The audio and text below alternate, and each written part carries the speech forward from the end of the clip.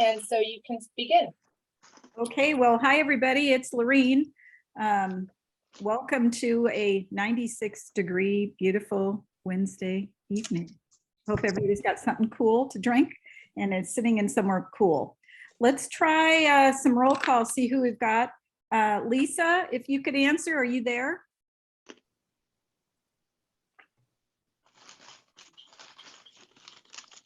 Okay, how about Todd? I'm here. Todd, yay. Deborah? Here. Thank you. Christy? Yo. Wonderful. Margaret? I see her, but she's muted. So Margaret, I'm counting you as in. Nancy Turner? Here.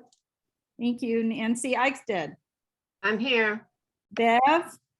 Here. Yay. Leslie? I'm here.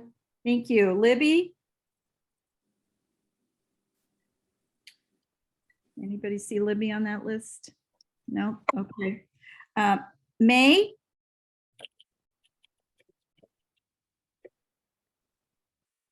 Natalie? I'm here. Thank you. Lanny? I am here. Fantastic. Okay, so we just have, looks like 3 people not here right now, Lisa, Libby, and May. Okay, well, Jason, do you want to introduce the people from Yeah. this? So tonight we've got Opsis here. I think you've met at least Jim, you know, but I'll let the other 2 introduce themselves. I can go first. I think I've met most of you. My name is Sina and I work with Jim and Liz, and I'm the project architect on the Gladstone project. And maybe I'll hand it off to Liz Manser. Hi guys, it's good to not see you. Liz, I'm the project manager on the opposite side. Jim, you want to go next? Yes, Jim Cavlich. Good to almost visualize you all. I know what your faces look like, so I can almost see you there. So we're excited to share this update. And Liz and Jason, I think we also have Mona, Right. who is not a panelist yet, but from JA. If we could let her in at some point. Yeah. I've promoted her. Okay. So today we're going to approve our minutes from the last time we met, which if you can remember that was clear back in November. Then we're also going to hear some project updates and schedule from Jason. Yay, that we can see. And then construction drawing design will be from Opsis. Of course, we're going to have some time for task force question and answers. Jason, you're going to give us a brief little update on the art committee and what next steps would be. And then we're going to have time for some public comment. So hopefully everybody got a chance to look over those notes that Jason had attached. So I guess I can look at the list of panel. I don't know. I guess I'm going to have to call you by name to see if you approve. I move that we approve the minutes from the last meeting. Okay. And who just joined us? Did someone just That join? was Commissioner Savas. Oh, This okay. is Natalie Smith and I second the motion. Okay, so we have Natalie and Nancy. Does anyone not approve? I guess I'm gonna go the opposite way. Todd, do you approve? Oh, look, people are starting to come through. Yes. Okay, how about Christy? Oh my gosh, people are, Yep. Yay. Maybe I'll just wait a minute. People are popping into the screen as we speak. So maybe we'll be able to see everybody. If you were looking at our minutes the last time, we had found out that PNC Construction had won the bid and that we're about $200,000 short. A lot has changed since then. So let's just wait a minute. I fixed the problem with the video, so everyone should be able to start their video. Okay.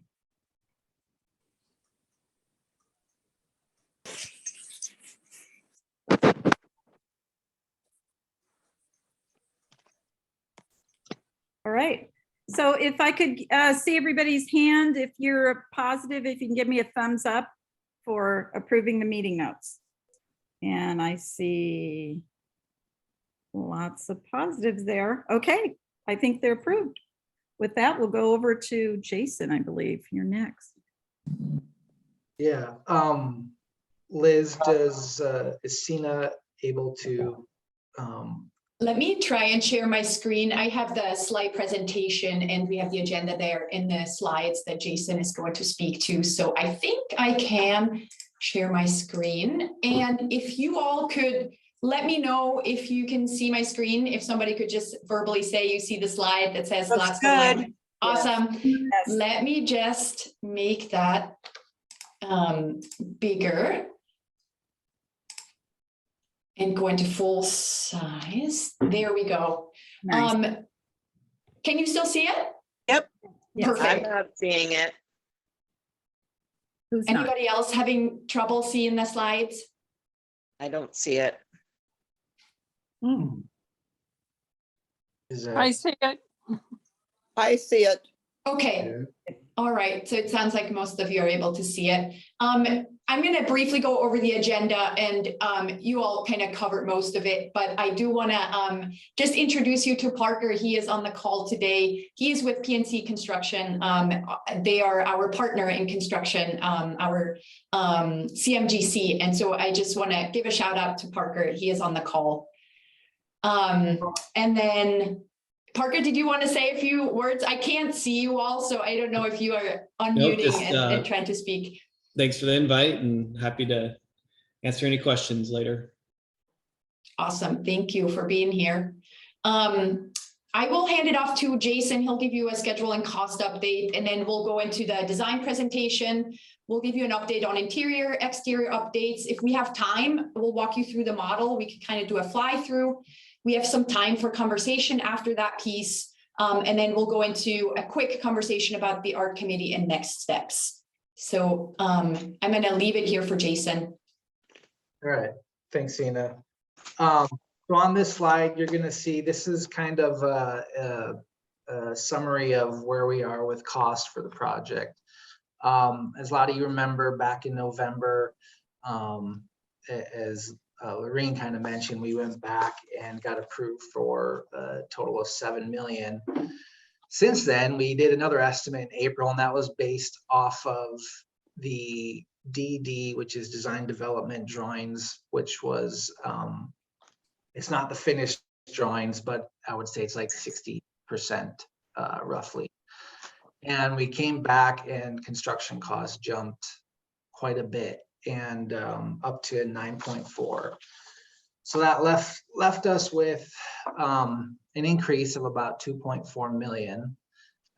We brought these numbers to the Board of Commissioners, and with this information, they decided that the prudent action would be to delay the project up to a year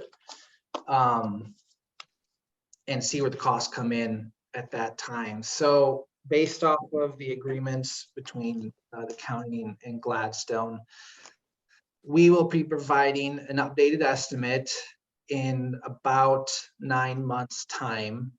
And we will present that information to the board. After we get that estimate done, we would present that information to the board. We don't have that meeting date set. Obviously, it's pretty far out there, but I would assume it would happen pretty soon after we get that estimate, to where they can make a decision on how we want to proceed on the project. So another good item that was picked up during that same time was originally we had showed 2.1 million of the cost of the project to be paid by the library district, and the county voted that would be part of the county's cost instead of the libraries. So those are the cost updates I have for the project. And then this is schedule. So we've completed the design. I would say we're like 99% complete with design, just a couple minor things to clean up on it, but for all intents and purposes, design of the library is done. We are in the process, as I think I've mentioned before, we're about to finish up the abatement, the asbestos abatement by the end of this week, it looks like. And then we are scheduled to start demolition of the building right after Labor Day on the 6th of September. And then kind of as I spoke to before, we'd have an estimate in the spring of 2023 and a board decision after that is currently what we're looking at. Jason, did you want to take questions regarding cost and We can do schedule that, and then this can be separate from design. before I jump in? Yeah. Yeah. And what I'll say is something on finance. We obviously, the board and the county, we're looking at other avenues to help with funding the project too. So. Jason, I got a question. Yeah. Is there any indication that pricing is going to stabilize or go down at all? Have we seen anything since April till now of any costs reducing, or are they still continuing to go up? I would say they're still continuing to go up. I don't think they're going up as much as they were at the time we were doing some of these estimates. What I can say is right now, I haven't seen much go down at this point. But we are definitely, I'm looking all the time to see what's happening. And what I can say right now is I'm not seeing it. Doesn't mean it won't happen, but I'm not seeing it right now.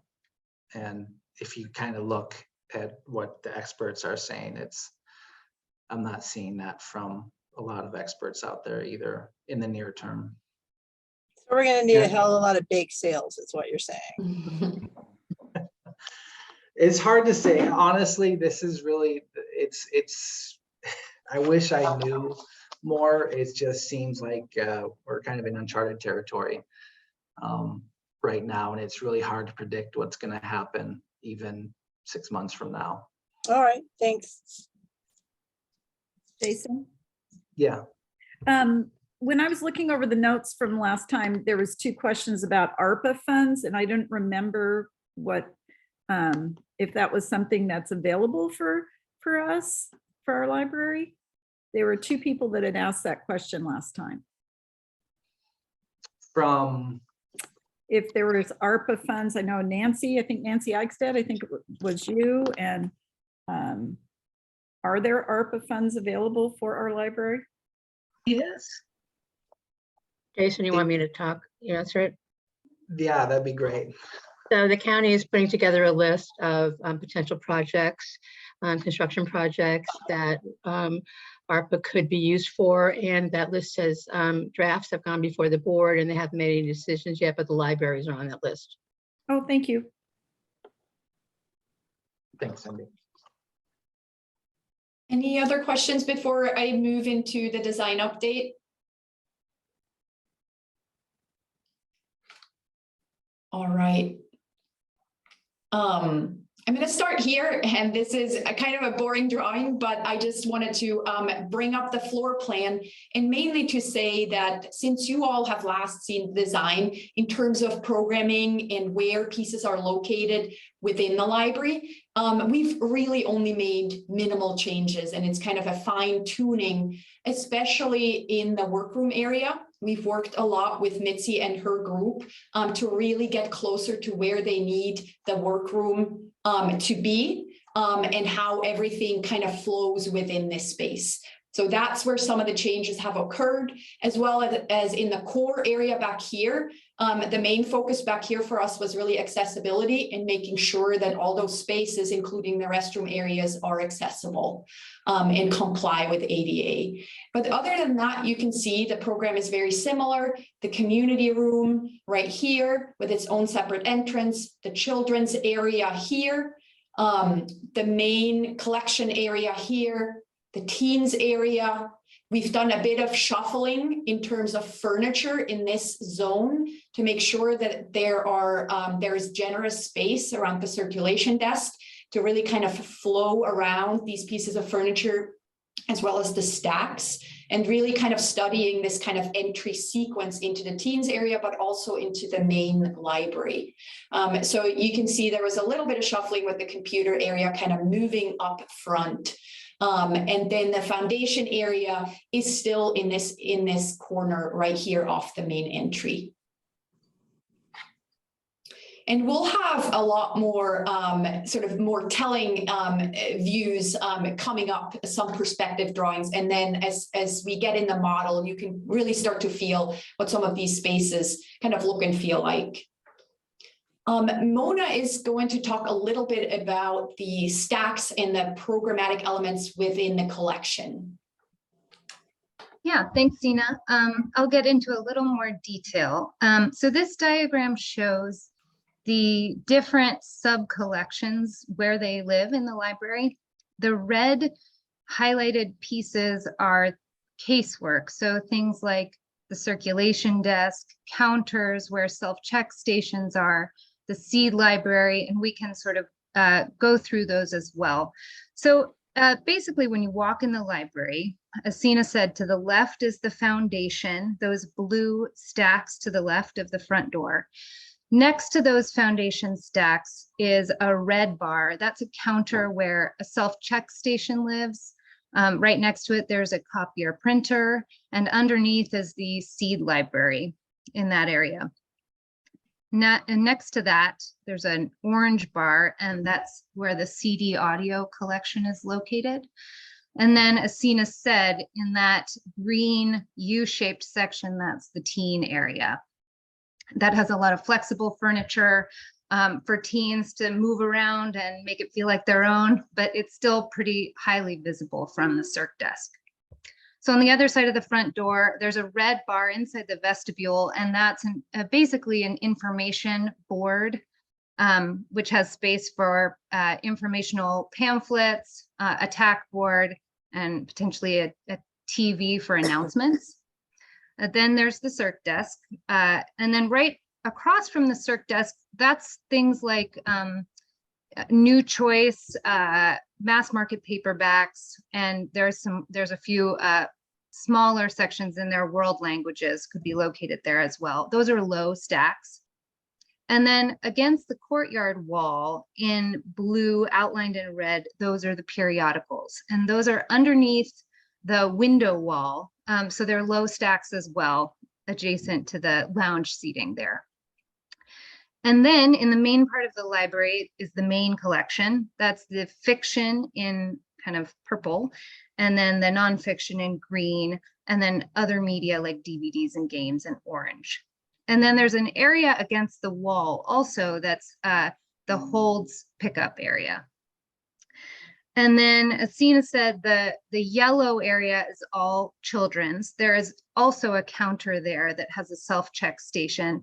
And all of the stacks that are in the middle of the children's area are on casters. So those are wheels, and those stacks can be moved around in the case of an event that is large and wants to spill out from the meeting room.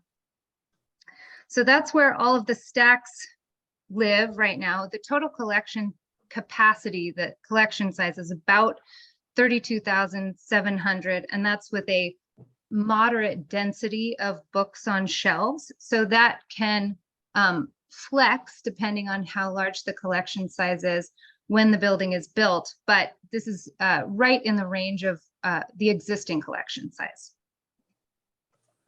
Any questions? There's not a lot of too much room for growth then. We would have to purge a lot of materials then at this point, so we can't really grow.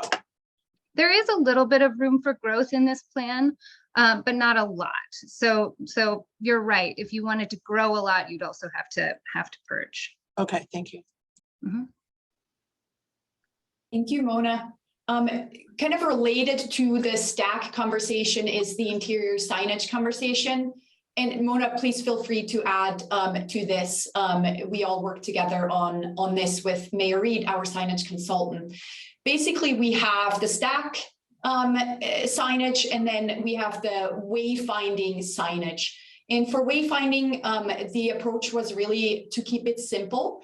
This library is very open, and you can kind of see into almost all the spaces as soon as you enter the library. And so the two areas that do have their own kind of area ID is the teens area and the children's area. And this is sort of large letter signage that is attached to the columns within this space. And we'll show a perspective drawing that kind of illustrates what that looks like. And then in terms of the signage within the stacks, we have kind of three different approaches depending on where these stacks are located and depending on their height. One approach is the book block within the shelving.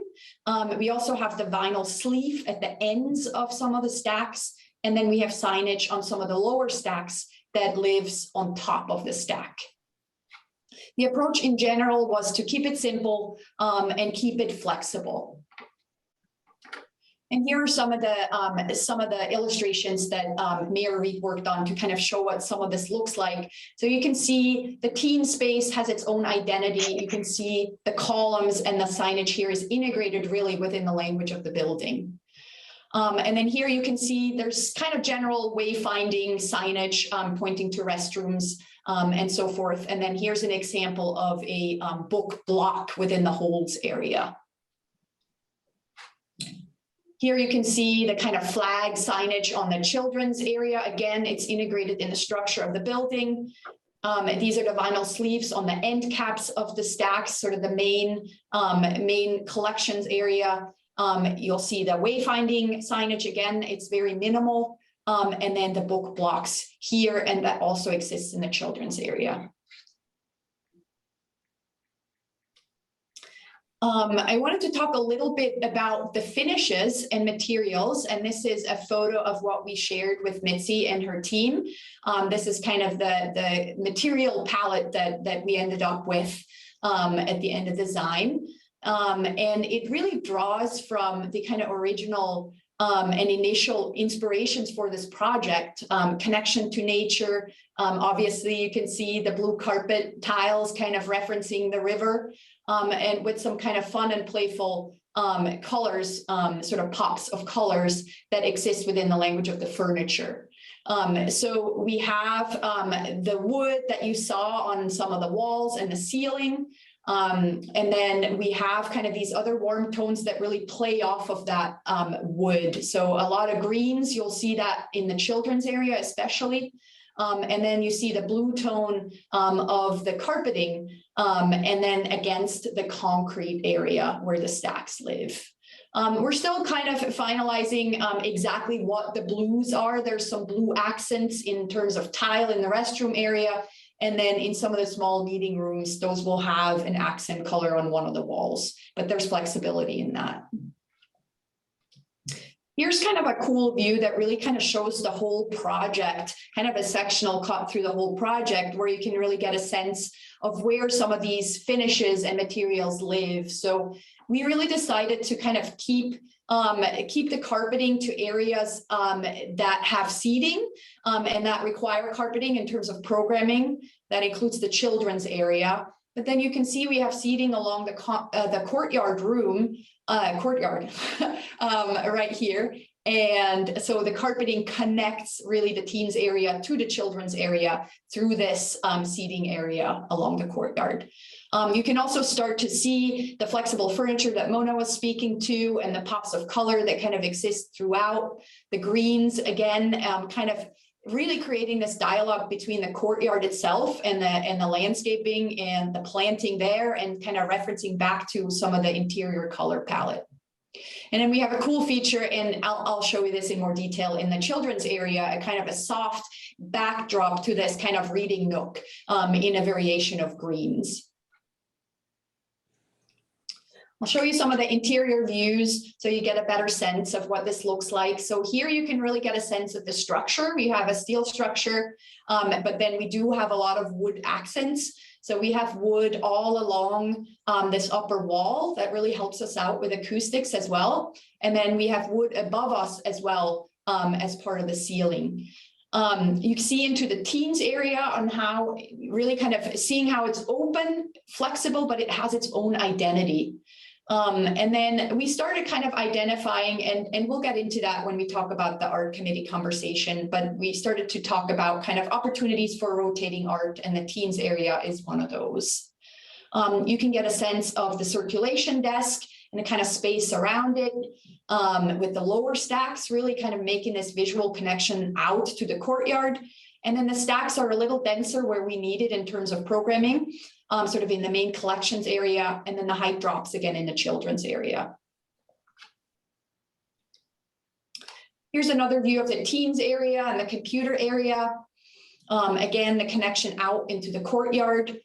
Here's an image that shows the seating area a little bit more. So we do have stacks, as Mona mentioned, that run along this courtyard wall. But we have a nice moment towards the children's area where we don't have this kind of lower wall. And there's this direct connection, sort of almost without threshold, from the seating area out into the courtyard, which is a really nice moment. And then here's a close-up of the children's area reading nook. As I mentioned, we have this kind of felted backdrop that kind of it almost looks like tree trunks or kind of a canopy of a tree that kind of creates this soft, and also I think it helps a lot in terms of acoustics, but this kind of soft inside of this reading nook volume that we have created to kind of really sort of anchor the children's area and create its own identity. And I think with that, I'm going to hand it off to Jim, and he will cover some of the exterior updates. Thanks, Sina. So in the exterior, the primary material that defines the lower walls of the building is the integrated fiber cement siding. It will have a paint color on it. So, if it ever gets tagged, it's easy to maintain instead of being an integral color. Something that has more depth to it and richness of color, fairly neutral. And then above that, at the very top, is a metal panel. It'll be a lighter value, so it kind of recedes and doesn't compete with the darker color that's at the ground level. And then a primary focus that we have spent a lot of time on and different design renditions is the sunscreen. And as you know, we've reduced the amount of sunscreen, and we really kind of focused on the most appropriate design that also provides the highest level of performance. You can go to the next image.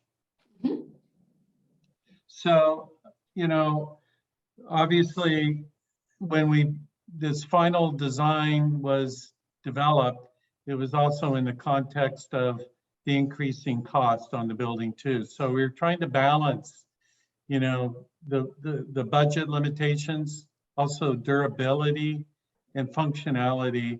And one of the things that we've really thought more critically about is especially the west-facing side of the sunscreen, and making sure there's no gaps where you might get direct beams of light coming into the reading room, because obviously that becomes a real distraction and compromises the functionality of the screen. So we're really considering the screen as a continuous element that doesn't have breaks in it. So then the question is, how do you start to create interest and variety, and also think about how it's made in a way that is affordable and easy to construct. So below that, those little kind of purple diagrams indicate the idea of having solid metal on the edges of the individual perforated panels, and the dashed lines indicate where perforated metal is, and they would go the full height of the frame for the sunscreen and attached only at the bottom and at the top. So it's a very kind of straightforward, easy to construct method, but it creates a lot of visual interest between portions of the metal panel that is solid in areas that are perforated, as you can see with this these physical mock-ups. And the other thing we did is created a variety of different breaks. So sometimes the W or M shape is kind of more open, and sometimes it's tighter. It's like an accordion. So you start to see a lot of variety within it, which creates, you know, visual interest, gives it kind of a more organic quality that was always kind of a desire, you know, in some of the early renditions of the sunscreen that we shared with you. So this is this is an earlier version of the sunscreen, so you can see there's visual breaks there, but we did want to also just highlight exterior signage.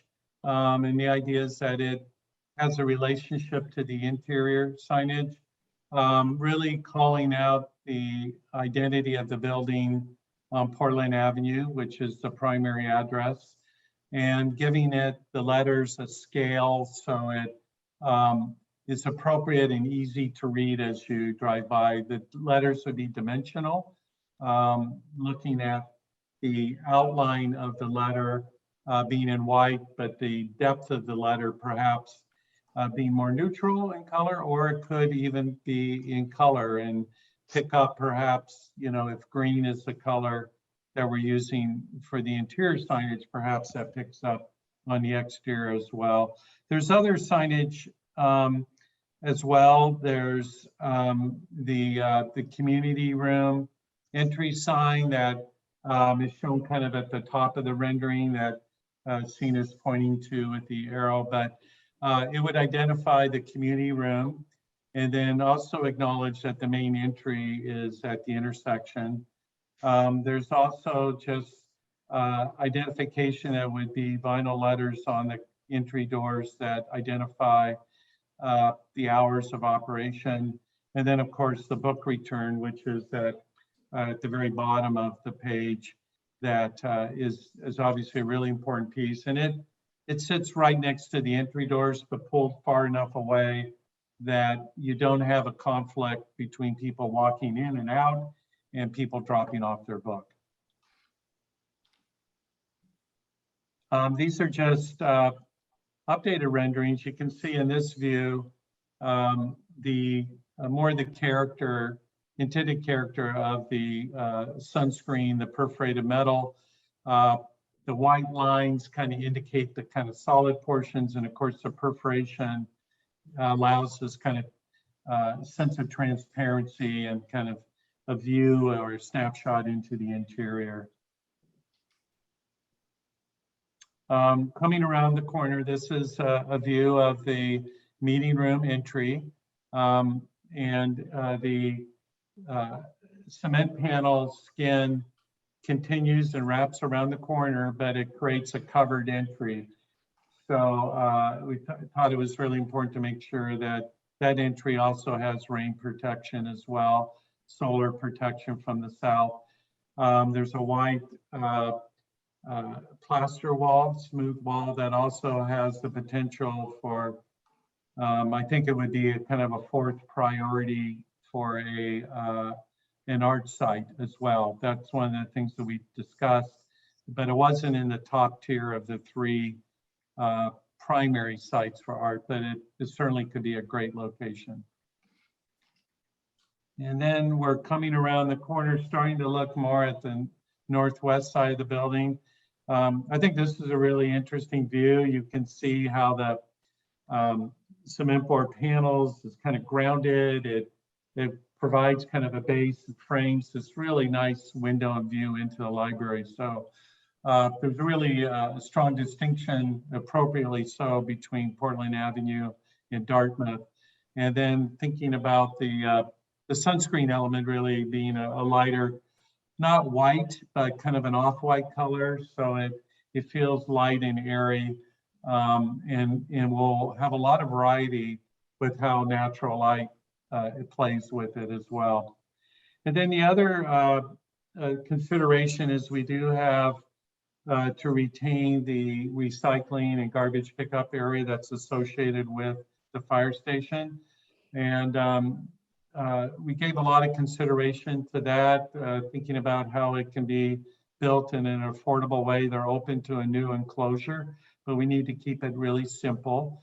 And if you go to the next view, the idea is that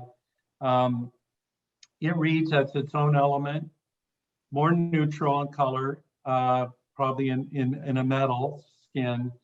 But one of the changes that we have, we actually feel really good about, is taking the cement board panel and wrapping it all the way across to become the screen wall that creates separation between the courtyard and the fire station. I think previously we had more porosity and openness to the fire station, and we think that was actually a compromise acoustically as well as visually in terms of the courtyard. And so when you're in the courtyard, which is the next view, you would read that same material wrapping around as a defining wall, almost like, a Mexican or, Italian courtyard, where that exterior material defines that space. And what it allows us to do is not depend on the wall or treatment of the fire station to be the finish of that courtyard. So the idea is that height carries all the way across and ties into the children's area of the library. And hopefully the upper portion of the fire station's painted out, but that's not really part of the scope or the ownership really of the library. So we wanted to make a really clear demarcation of the library experience versus the fire station wall. Mhm. And then you can also start to get a sense of, the feeling of the landscape and the quality of what that courtyard could be. All right, I think we are actually right on time. So I think that, actually we have one more slide before we jump into Endscape that is more specifically about the courtyard. Jim, I don't know if you want to share a few thoughts on this one. I guess the main thing here is that you've all seen the courtyard plan before, and that hasn't changed too much. There's been some adjustments based upon where doors need to be located. But the idea is along the window wall, there's a really nice zone of landscape, so you never have hardscape coming right up to the glass. These benches, the stone benches, have become really nice seating opportunities. And then some of the feedback we got from previous meetings is moving this kind of wood bench, this kind of communal bench, more to the northwest corner, and really creating a larger kind of congregating area there. And as part of that, thinking about that location as being a position for public art, where there might be insights into the concrete paving, there could be stone or metal inserts that could even have poetry or quotations that are specific and meaningful to this project and to Gladstone. And that's really considered one of the 3 art locations. And we'll share a little bit more about the other 2 art locations in a moment. Great, thank you, Jim. Let me go into the model and we can do kind of a spin through the model. All right, I will close this. So we are at the corner on a sunny day, and let me just get used to the controls again. I think what I want to do is I want to kind of walk around both the west side and the south side so that you can kind of experience the changes that occur along the sunscreen and kind of see how dynamic that sunscreen is. So I'll just kind of slowly walk around, and you can kind of see how it starts to read differently depending on where you are. You perceive the solid areas more. And then at other times you perceive it as more see-through and transparent.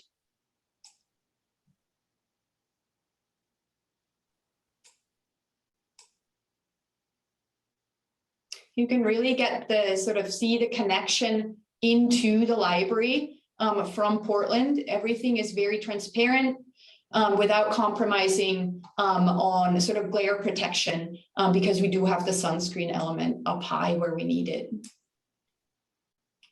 Just a quick question. As you were going around there, you could kind of see that the lettering for Gladstone Library gets lost because it looks like it's the same, like right in that view. Can't even read it because it's the same color as the screen. So is that going to be a different color?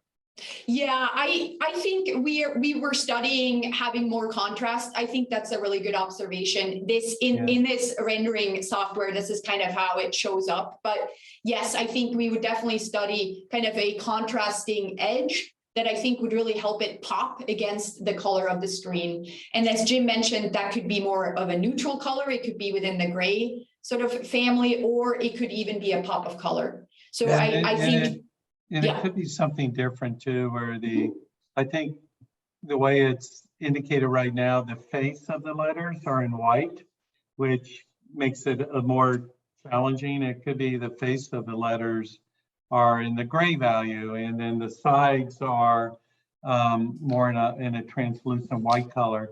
The other thing we should mention too, there is backlighting on the signage as well. But I mean, you raised an excellent point, and something that we've also had some concern about as well is making sure the Gladstone Library is legible. So yeah, you want to be able to see it from a distance. Absolutely. No, yes. That's a really, really good point. So thank you. Yes, absolutely. The other thing I'll point out here, and Jim spoke to this a little bit, is the book drop location right here. This is the workroom, obviously beyond with the book bins right here at the book drop. And then this, and we'll talk about this in more detail when we talk about the art committee work, but this has been identified as a location for a potential three-dimensional art piece within this landscaped area right here. And then we'll walk around, and maybe we'll take a quick look before we go inside at the community room entry. I'll get a little bit closer here. There we go. And I'll just comment, there are some mechanical requirements that are on the outside face of the building, and those will all be painted out to go out with the cement board panel, so they won't be white as shown here. And we worked really hard to organize that as efficiently as possible, and then make sure there's a really good landscape zone between where that equipment sits and the two entries. Thanks for pointing that out, Jim. Kind of a grassy zone near the meeting room entry would probably be more, it would be more taller landscape to create that separation. So you can see the transparency of the meeting room here as well, with the kind of shelter element that Jim spoke to. So it's kind of tucked back, but there's a lot of glazing right here. So you can see inside, and you can really see all the way through to the courtyard. So there's glazing on the interior side between the meeting room and the children's area as well. Maybe just pausing here for a moment. One of the comments brought up too is, oh, we don't want to have so much glazing that if an event's going on in there, the people feel they're on display. So there are roll down shades that cover the two panels of glass to the left. The door would remain as clear glass, but that would start to create much more privacy, and you have the opportunity to open it up or make it feel more private. Yeah, and then on the opposite end, as part of that conversation, so on the exterior face, we have the blinds that Jim mentioned. And then on the opposite end, if there's ever an event happening in the meeting room that wants to be separate from the children's area, we have a curtain that can pull. And so you can really control the level of privacy within this space. There's a lot of flexibility. This is Margaret. I have a question about the teen area. Has anybody shown this to the teens and see what they think about the visibility from Portland Avenue in the teen area? Well, I remember several of us met with the teens. It's been a while, but as you can see, you might even pause. There's probably 8 feet of landscape there. And there is a portion of solid wall towards the back, but I think the goal is that the landscape would probably come up higher in that area. Even grasses can grow up to 4 feet. So there is the distance between the sidewalk and the teen area, and the fact that there's a landscape buffer there. One of the comments that we received when we met with them previously was the views from the sidewalk directly into the teen area in the existing library, where the sidewalk is right next to the window. In this case, we've got a landscape buffer, which I think helps quite a bit. It helps the whole library actually, but certainly the teen area. So there are also blinds that you can pull down too. So if there is a situation where you really do want more privacy there, that can pull down as well. So they will have some blinds there. Do you want us to raise hands and be called on, or do you want us to just blurt right out? Yeah, so Sina, should we go ahead and are we at the point of question and answers, or how? Maybe I can, let's see, how do we want to do this? We can either pause here and do Q&A on the exterior, or I can take you through the interior real quick, and then we can do kind of a more holistic Q&A at the end of the presentation. I have a question about the exterior. So maybe we pause here and we'll take questions on the exterior. Sure. Okay, thanks for all your hard work on this, you guys. It's looking really good. This came up a while ago with this screen, and I had an Audubon person ask me about how we're going to prevent birds from nesting in that area. Did you look at that, Jim? Yeah, I mean, the screen has some depth to it, but it's really laid into the frame where there isn't really a roosting area for birds. Up above there is metal framing, and just trying to see, there are a few framing members that are exposed, but it's metal deck. It's not like there's layered structure where you have a beam that has, 8 or 10 inches at the top of the beam for a bird to roost.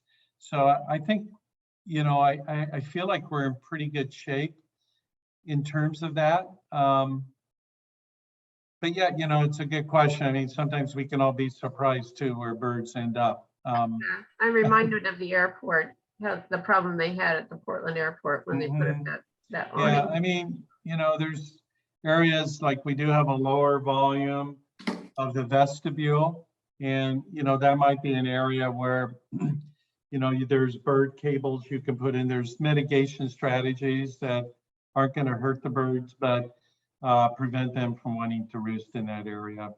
So that is a spot that I could imagine we give special treatment to, but and there's ways to do that where it's not visible. It's pulled back enough. Another piece of that conversation too is bird safety in terms of glazing. And so we do have bird safe glass on the opposite end at the courtyard. Any other questions regarding the exterior before we step inside? Sina, I have a question. So go back over to the side where the community room is. Yes. Is there, with that little grassy area, would that be a good place for the bikes? Are the bikes there because they're safer, they're more visible, but It just seems like a misused opportunity right there. For bike racks to live right here. Yeah. I don't know. Well, one thought is the electrical equipment and switchgear is pretty impactful. So we actually Never thought, mind. we actually thought painting that out dark, as I mentioned, but instead of the grassy area being grass, let that be real landscape, and being able to create the bike parking between the trees. That's what we're doing on the Portland side. So they're very close, but that wall in the entry will feel totally different if there's a little more vertical landscape there and it feels more garden-like. So that, unfortunately, this view doesn't really, share that, but that's the intent and what the landscape plan is showing. Thank you. And I think it was really kind of, how can we kind of make this view feel more calm, right? We already have this clutter out here and we're trying to really kind of tone it back. And so we felt like keeping this area as kind of calm as we can and kind of freeing this area up as much as we can. Anything else? If not, I'm going to slowly make my way over here and get into the main entry doors. I'll walk across here. There we go. So we're kind of looking into the vestibule and we're going to pause there and we can take a look at that piece of casework that Mona was talking about with the sort of the bulletin board and sorry, as I'm kind of flying my way through here. This is a tight space, so we'll see if we can turn around. So you can see we have this kind of recessed area, and I don't know why this is showing up as wood, but this is a TV monitor that could have announcements. And then down here, there's plenty of space for flyers and announcements. And then this is a tackable area right here for more announcements right there. So that's all happening right at the main entry. So then as we go in here, I'll ground us again. Here we go. So now we're adjacent to the circulation desk. To our right, there's an additional book drop right here, and there's space for two staff members to work the desk. So here's the view into the teens area. We had a similar view, kind of a still image. You can see the signage. You can see the opportunity sort of for teen related artwork. I'll swing around. You can kind of see what the sunscreen feels like on the interior.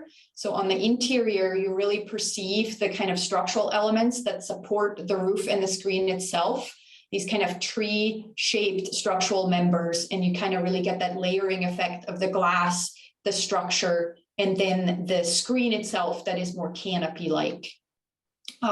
You can see the counter that Mona was speaking to with the copier right there. This is the seed library right next to the foundation area that is right off the main entry in this corner. And I'll turn us around and see if we can walk through the stacks. One of the things I thought was, maybe pause for a moment, but just, I felt we've got, it's a metal structure where we have this wood ceiling for the reading room, and that acoustical treatment folds down those upper walls. But one of the changes was actually carrying that wood ceiling into the teen area, which I think makes it really special and makes it feel like it's also not only its own space, but still part of the rest of the library. And it brings that warmth of wood. In the children's area, the idea is to have a white ceiling, but make the surrounding walls wood, and they would be a perforated wood, so they actually perform acoustically. And then there would be a rail at the top, a picture rail for being able to hang a variety of art, changing art. That was the other thing we really struggled with at a certain point, was the teen area, should it have its own permanent art? And I think it was a really good decision that that's a changing and dynamic element, not unlike the teens. So just wanted to point that out. Mhm. Yeah, and what's nice about the children's area too, with the kind of conversation around the wood, is that the Nook is wood, the walls are wood, and then we're able to really kind of integrate the shelving along this east wall. And so it has this kind of wood wrap almost that's kind of all around the children's area. And then this is the piece of casework that Mona mentioned. This is where we have a self-check. And then here is the view into the community room. And again, this can be as open or as kind of closed as the program requires. So we have this kind of wide wall where we're able to hide and tuck in a curtain. And so if there are sort of events happening in both spaces that want to be separate, we can pull that curtain and there's more privacy for both areas. And if there is an extension to the program that is going on in the children's area, this area can also open up. And again, Mona mentioned that these stacks here are on wheels, on casters. And so this area can really be very flexible and this space can really start to read as one. So, Hi team, my contribution here is just a time check to make sure that we've got Thank enough you, time. Liz. Yeah. The update and public comment. So I'm wondering if we maybe want to take a break and go through the ARC committee and if people are interested afterwards, we could maybe revisit this. Yeah, let me, thank you, Liz. I will get back in the presentation. We just have a couple slides that Jason was going to cover. So I'll get into slide mode and we can talk to that. All right, thanks, Sina. So just wanted to mention some things about public art. So we have with this group, with this subcommittee, we have met a couple times, even past last November with that group.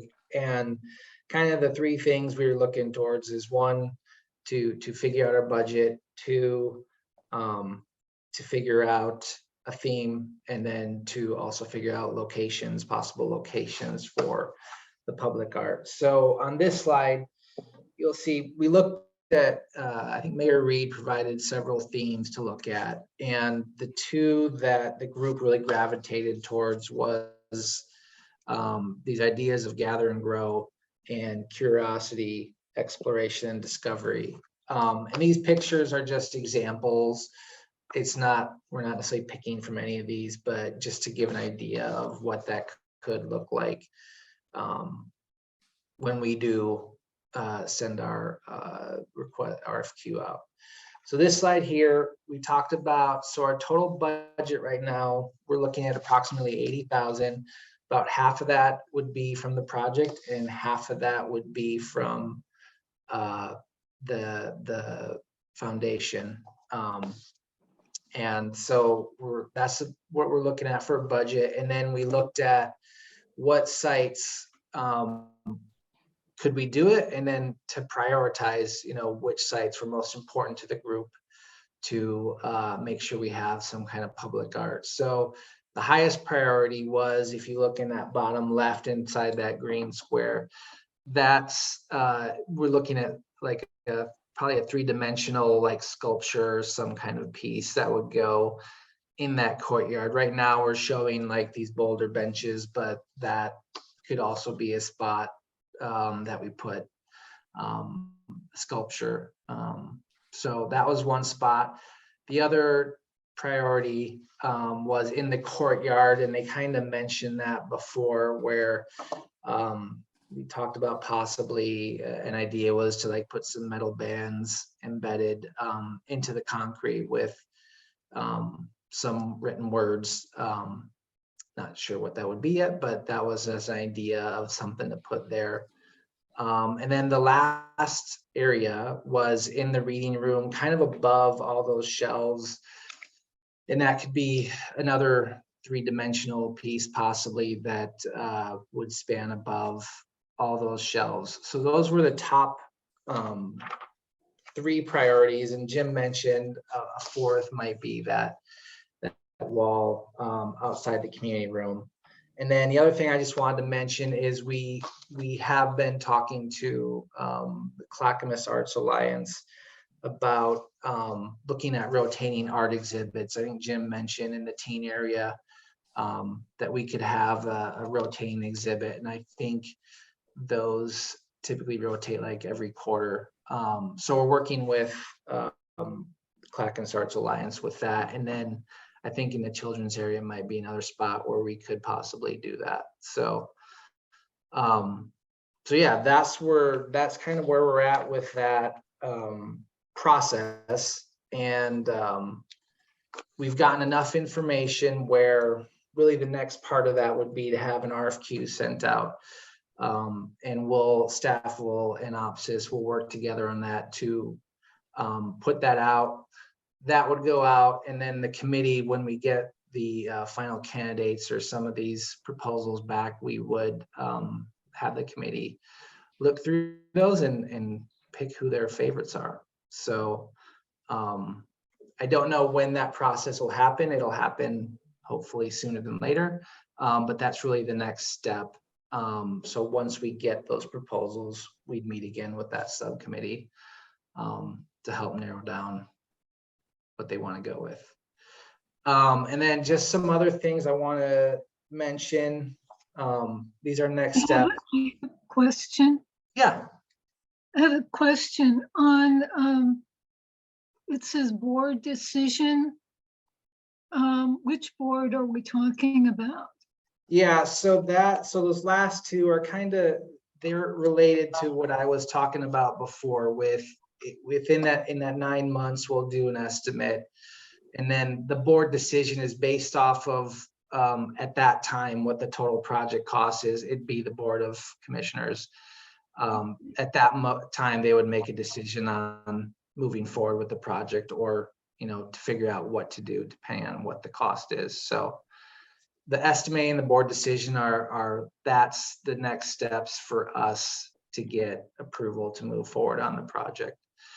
And then I just wanted to mention for the community celebration, I know we talked about in demo about possibly doing something before, but it just isn't working out. So what I wanted to throw out there was, this isn't a definite date yet, but we're looking at October 11th to have like a celebration of the demo being complete for demoing the city hall and just basically being ready for the new library at some point. So October 11th is the date. I will definitely get you guys more information when we have it, but I just wanted to throw that out there, that's what we're looking at. And we'll put up a big sign that says future home. Yes. The Gladstone Library. A quick question. The approval of the board, is that the art or over the overall project? That is for the overall project is what we're talking okay, about. so who has the approval on the art that goes in? That is your task force, the art subcommittee. Okay. I mean, we work with them, but ultimately we want to leave it to you guys to pick who you like. Okay. Work here. It was just a little confusing. Yeah. Okay. Can I ask a question about the design? It feels like we skipped to the end of the meeting and we didn't really have any input on design. And I don't know if you can put that back up, the floor plan. Who's got it on their computer? Yes, I will get back here, and then does it make sense to get in a floor plan view? Is that? Yeah, that's fine. Okay. All right, maybe I'll go to this diagram here with the different stacks, if that's helpful. Yeah, that one's better. I cannot read any of the lettering because of the resolution on my machine here, but am I counting 4 restrooms in that area? Yes, we have 4 restrooms back in that area. That is correct. Is that a requirement? Because right now we only have 2, which seem to be fine. Yeah, we did run the calculations, and we landed on 4 restrooms being required for the amount of people using this building. Interesting. Okay. And then the other thing I wanted to comment on, the courtyard again is landlocked, and this has come up before. I would really love to see a locked gate or door. I know Jim, you're in love with that wall. It's a beautiful wall.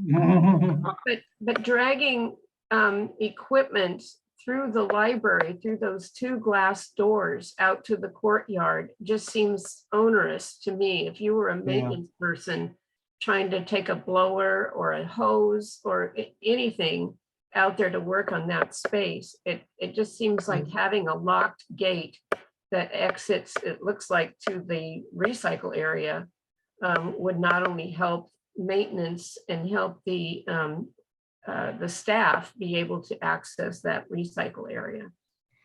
Yeah, I mean, it's been a while since we've talked about it, but I remember this point being brought up, and the landscape architect, you might remember Kurt Lango, also shared. It's actually a very small courtyard. The type of plants that they're putting in there are pretty low maintenance. Yes, occasionally you need to go in there and with a garden bag, you know, prune, clean up, but it's pretty low impact. It's not like you're going in there with a blower, heavy equipment. And it's also probably something where the library would hire out, and you know, the librarians don't necessarily have that skill set. So you would, you know, have someone that comes in, and they would come in probably off hours and then take the garden debris out with them when there's leaves to pick up and so forth. It's but yeah, it's that small of a space. You probably wouldn't use a leaf blower. You probably use a broom and a rake. You know, it's a very intimate garden and low maintenance, but that was kind of his recommendation. If we did create a gate, it would break, you would really feel that in terms of the garden experience. And the question is, was it really necessary as well, versus the continuity of the landscape next to that wall. So we can certainly bring that issue up again with the librarians, but that was the thought. We also did a courtyard not unlike this at the University of Oregon. It's called the Price Science Commons. It's a sunken courtyard, landscape not unlike this, and the only access is through the library. And we've heard no issues of concern. You know, the maintenance is, again, it's more like the Japanese garden or something, where you're in there, you know, picking up leaf debris or weeding, and you know, low maintenance, fertilizer and watering occasionally, but there would be a drip irrigation, so that shouldn't actually be an issue at all. Also, Yeah. sorry, Jim, I just wanted to mention too that we have quite a bit of grade change here. So this is not a level transition. So this area of the fire station parking lot is higher than the level of the courtyard. And so this is not a kind of on-grade transition here. Yeah, thank you. That is something that kind of we discovered during the construction document phase, and it kind of impacted even how we're building that wall. But that's an excellent point, that it feels like it's all at the same level, but it really isn't. So Jim, are we going to have like automatic sprinklers and watering systems in there? Because I mean, having to have somebody come in and water all the time is going to be. No, a drip irrigation system. Okay. I mean, probably Sina can speak to that better than I, with some of your detailed coordination with Lenko Hansen. We have irrigation in the courtyard as well as the landscaped areas around the building. Very low maintenance, yeah. We also have hose bibs in the courtyard and along the perimeter for hooking up hoses. So there's a hose bib in here, and then there's a hose bib out here. And part of that's also to assist with, you know, cleaning the windows and so forth as well. So yeah, thank you. It's a good question.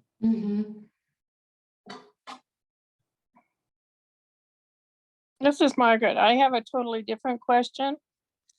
In the reading area where the seating space, is there going to be electrical outlets for people to plug in their laptops and whatnot instead of dragging cords across the floor like in the present library? Yes, we will have outlets along the perimeter.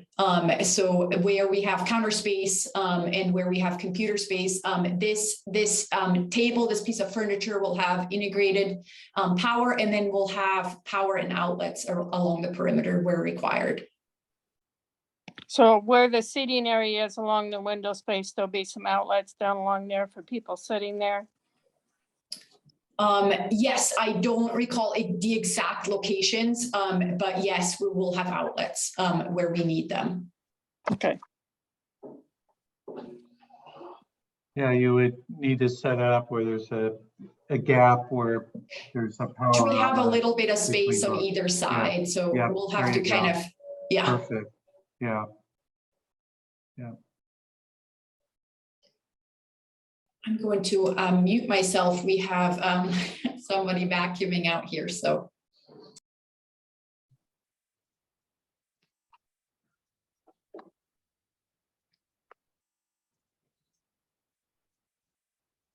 Any general observations about your library, that coming feature? Well, Jim, I'm loving it. I can't wait to get started, and kind of think the screen kind of looks like pages in a book. Ooh, Ooh, nice. thank you. Way to spin it, Lori. I am. Well, I will say you were very inspirational and saying, you know, you should really look at metal panel and, you know, how do you do it? But I do think the variety does have that quality, you know, and I love that interpretation.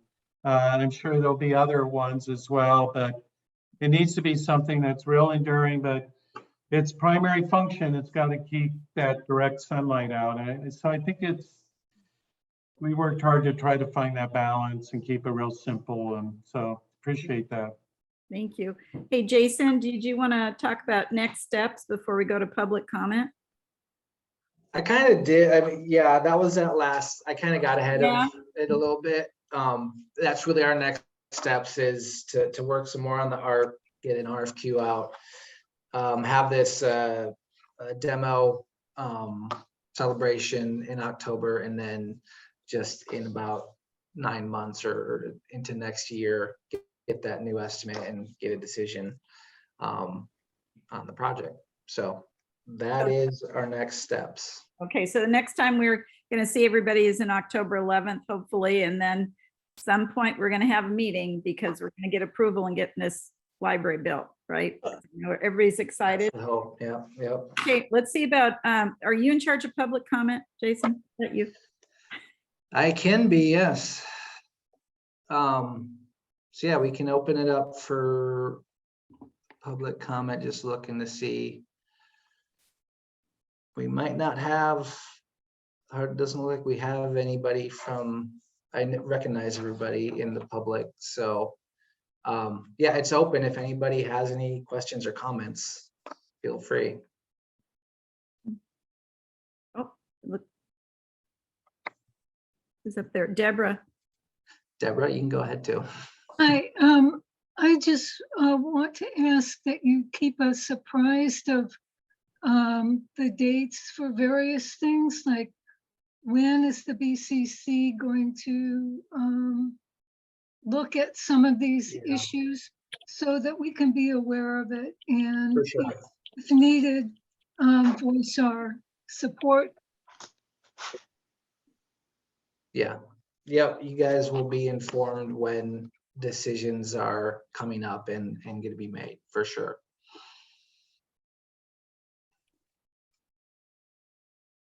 Anything else? Maybe, Jason, we could just hit a email out to the group maybe every 2 months, just Yeah, keeping a Yep.